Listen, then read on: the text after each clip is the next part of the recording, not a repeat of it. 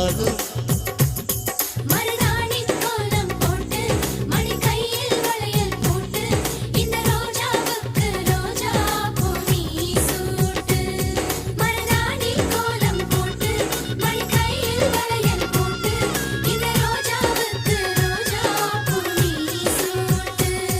உன் கணவன் நாளைதான் வர வேண்டும்,